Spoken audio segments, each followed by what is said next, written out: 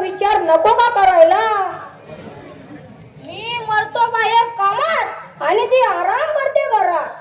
माझी निघते बाहेर वरात आणि ती आपल्या चोऱ्या. वा वा वा वा. या पोटाला करून घालत नव्हती घरची. अव म्हणून तर बोंबा मारतोय तिच्या नावानं.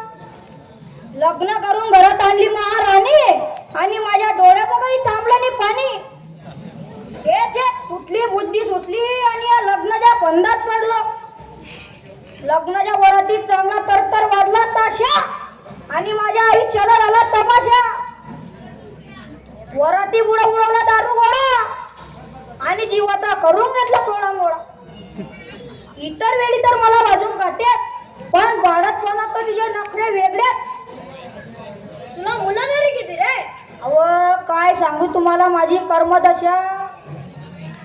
मला 3 मुलं झाली. मग मी बायकोला म्हटलं आता पुढची पोरं बंद. सरकार म्हणताय एक झालं की लांबवा आणि दुसरं झालं की थांबवा.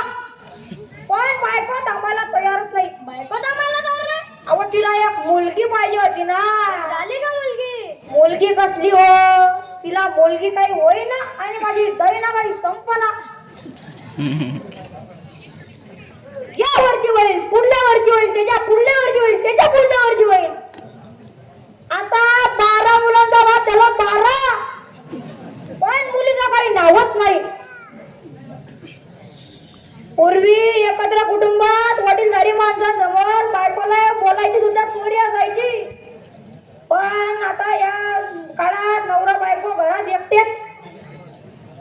आधीच उल्हास, त्यात फाल्गुन मास. मिशीच्या दाढीच्या केसाला फोर आणि जीवाला सदा भोर.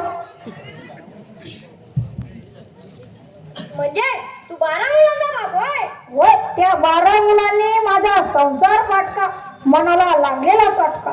तो नाही करा म्हणून खेडा मुंबई मटका, तिथेही बसला कायद्याचा फटका. काय सांगू माईसाहेब तुम्हाला, माझ्या आयुष्याचा सगळा खेळ खंडोबा झालाय. दिवसभर काम करून घरी आलं की कार्ट्या